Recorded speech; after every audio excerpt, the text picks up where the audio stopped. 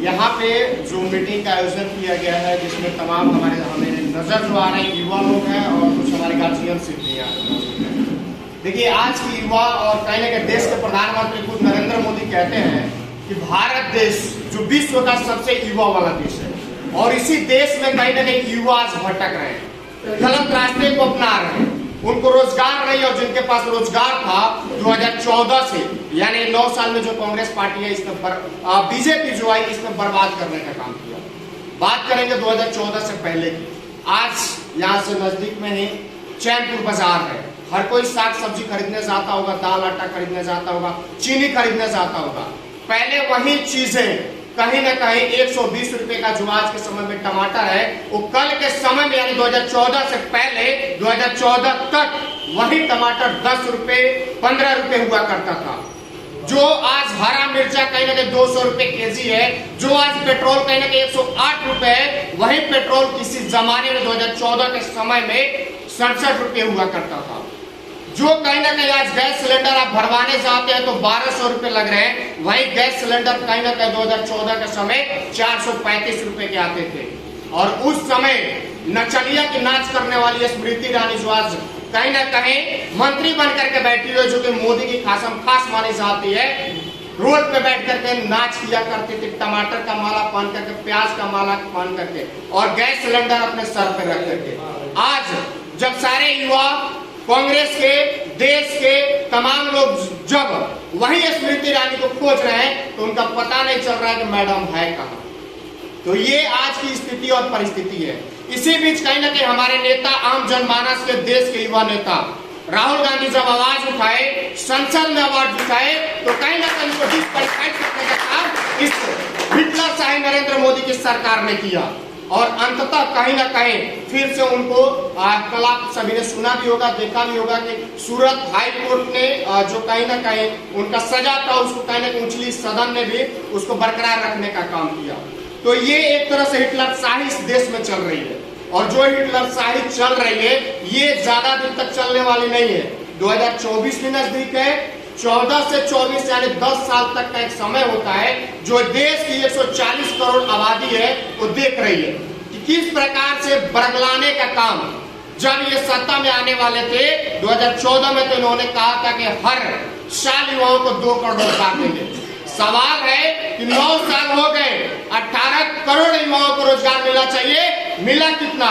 1 लाख भी नहीं मिला, बल्कि नोटबंदी से, जीएसटी से करोड़ों युवाओं के रोजगार चले गए। और ये रोजगार छीनने वाली सिर्फ और सिर्फ है तो बीजेपी है, मोदी सरकार है, हिटलरशाही सरकार है। आज हमारे नेता राहुल गांधी आपको रोड पे नजर आ रहे हैं।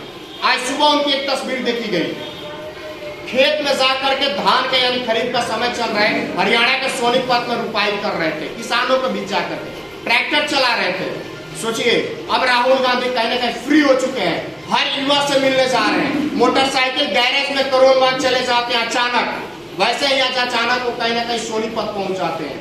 इसके बाद कहीं ना कहीं ट्रक में सफर करते हैं, वहां के ड्राइवर जो उनका हाल चाल जानते हैं कि ट्रक में ड्राइवरों की स्थिति क्या होती है, किस प्रकार से अपने जीवन को कहीं ना कहीं व्यतीत करते हैं, तमाम तरह के सवाल होते हैं। और जो आम आवाम है उससे अब हमारे नेता राहुल गांधी संपर्क कर रहे हैं, और ये माना जा रहा है, खुद आरएसएस ने जो सर्वे किया उस सर्वे में खुलासा होकर का है कि 64% लोग चाहते हैं कि देश के प्रधानमंत्री राहुल गांधी बने। क्यों? क्योंकि इस सरकार से अब आम आवाम जो है दुखी हो चुकी है, झेल चुकी है। देखिए, ये चीज कहा गया ना, झूठ पे झूठ, झूठ पे झूठ, आप जितना बोलते जाइएगा जनता समझे कि ये आदमी बिल्कुल सही बोल रहा है। लेकिन जब हकीकत सामने आती है तो क्या हिटलर की दशा हुई थी, बिल्कुल इस नरेंद्र मोदी की दशा वही होने वाली है। आज आप सुन रहे होंगे कि कहीं ना कहीं महाराष्ट्र में, जैसा कि बताए, ये भी बताए कि महाराष्ट्र में किस प्रकार से तोड़ मरोड़ करके सरकार बनाई गई। जहां पे अगर विधायक नहीं खरीदे जा रहे हैं, वहां पे इनके पास ईडी है, सीबीआई है, इनकम टैक्स है, बहुत सारे विभाग है। जो मंत्री कहीं ना कहीं शपथ लिया है एनसीपी में, एनसीपी के तरफ से महाराष्ट्र सरकार में, उस मंत्री के ऊपर 2 दिन पहले तक ईडी का छापा पड़ा है। सोचिए, अब वो मंत्री कहीं ना कहीं क्लीन हो चुका है, और विधायक क्लीन हो चुका है मोदी वॉशिंग पाउडर में धूल करके। अगर आपको भी सफाई करना है, अगर आपको भी लगता है कि हमने चोरी किया है, ईडी से हमको डर है, सीबीआई से डर है, तो आप भी जाइए, मोदी वॉशिंग पाउडर चल रहे हैं, उसमें धुलाई कराइए, आप भी सफेद हो जाइएगा, और उसके बाद क्लीन होकर के भाजपा का सदस्यता लेके जय हिंद करिएगा। जानते हैं नरेंद्र मोदी कहते हैं कि हम किसी को छोड़ेंगे नहीं, बिल्कुल सही कहते हैं, एकदम हकीकत है। क्यों नहीं छोड़ेंगे? जितने सारे भ्रष्टाचारी है उनको बीजेपी की सदस्यता दिलवा देंगे। ये नीति और नियम है बीजेपी की। अब इस तरह से अगर देश में चलता रहा, बिहार में तो दाल गली नहीं, हमारे वकील साहब ने कहा कि ये बिहार है, यहाँ पे उड़ती चिड़िया को हम लोग हल्दी लगा देते हैं, ये कदम सही है। बिहार में तो आपका दाल गला नहीं, यहाँ से आपको कहीं ना कहीं अपनी लुंगिया लपेटिया लमेट करके दिल्ली प्रस्थान करना पड़ा। और देखिए, कल इनके बीजेपी के प्रदेश अध्यक्ष है सम्राट चौधरी, एक वीडियो बड़ी तेजी से वायरल हो रहा है, आप लोग देखे होंगे, अपने पार्टी का झंडा उल्टा लटका करके साइकिल में सफर कर रहे हैं। और उनको बीजेपी ने यानी कि दिल्ली की कमान ने उनको कमान दिया हुआ है कि बिहार में कांग्रेस बीजेपी की सरकार बनाने के लिए। अब सोचिए, जो अपने पार्टी का झंडा नहीं ढो सकता है, सही से नहीं रख सकता है, वो बिहार की जनता को सही से रखेगा? ये सवाल है। और जिस प्रकार से तोड़ मरोड़, जातीय हिंसा, उसके बाद से कहने के जाति धर्म के नाम पे लड़ाने का काम जो बीजेपी कर रही है, ये सबसे बड़ा दोगलापन है इस बीजेपी का। क्यों? क्योंकि आपस में आपको, हमको, आज मैं ब्राह्मण हूँ, मैं हिंदू हूँ, ये मुसलमान है, ये मुसलमान, एक साथ हम लोग बैठे हैं, ये भी ब्राह्मण है, साथ में हम लोग बैठे हैं ना जी, यहाँ पे कोई हिंसा नहीं है तो बताइए आप लोग, है कोई हिंसा? लेकिन यही बीजेपी रहता तो कहता कि ये हिंदू मुसलमान एक साथ नहीं रह सकते। एक सवाल मैं पूछना चाहता हूँ तमाम लोगों से कि बताइए, अगर हिंदू मुसलमान के जितने सारे अंधभक्त गोबर भक्त है, उनसे पूछना चाहता हूँ कि अगर आप हिंदू मुसलमान करते हैं, मानते हैं मैं हिंदू हूँ, अगर मैं बीजेपी में चला जाऊँ तो मुझे जो मैं सब्जी 120 रुपए केजी टमाटर खरीद रहा हूँ, क्या मुझे 20 रुपए मिलेगा? जो गैस सिलेंडर मैं 1200 रुपए भरवा रहा हूँ, वो क्या मुझे हिंदू के नाम पे 400 रुपए मिलेगा? अगर मिलता है तो फिर मैं भी कहने के भाजपा की सदस्यता ले लेता हूँ। यहाँ जितने सारे अगर माइनॉरिटी के भी लोग हैं, देश में भी है, जो हमें सुन पा रहे हैं, वो लोग भी कहने की सदस्यता ले लेते हैं। लेकिन अंधभक्त लोगों को सोचने की जरूरत है कि आपको बरगलाने का काम, आपको लड़ाने का काम सिर्फ और सिर्फ बीजेपी करती है। हिंदू का ठेकेदार आप ही है, हिंदू का ठेकेदार अमित शाह का बेटा भी हो सकता है, राजनाथ सिंह का बेटा भी हो सकता है, लेकिन आज वो बीसीसीआई में सचिव है, राजनाथ सिंह का बेटा आज एमएलए है। तो सोचिए, आपकी और आपके आन औलाद को ये बीजेपी जो है वो कहीं ना कहीं लड़ाने का काम, कहीं ना कहीं आपके नाम पे हिंदू राष्ट्र और हिंदू मुसलमान को लड़ाने का काम कर रही है।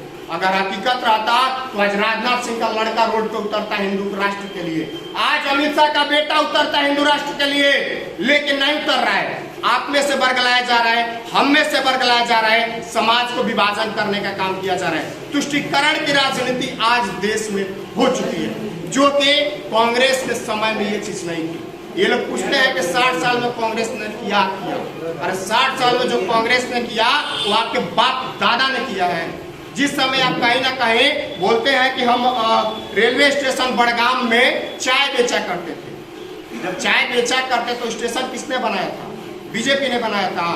आज आप कहीं ना कहीं रेल बेच रहे हैं, आप भेल बेच रहे हैं, सेल बेच रहे हैं, गेल बेच रहे हैं, हवाई एयरपोर्ट बेच रहे हैं, किसकी बनाया हुआ है? बीजेपी ने बनाया है, आरएसएस ने बनाया है, कांग्रेस ने बनाया है। ये कहावत कहा गया है ना कि अगर बाप ने बनाया हुआ है और उसको बेटा बेच रहा है और फिर वही बेटा सवाल पूछेगा कि बाबूजी तुमने किया क्या, तो उससे बड़का मुठ कोई है? उसको अगर 4 चप्पल मारने में दोष है चाचा, बताइए है?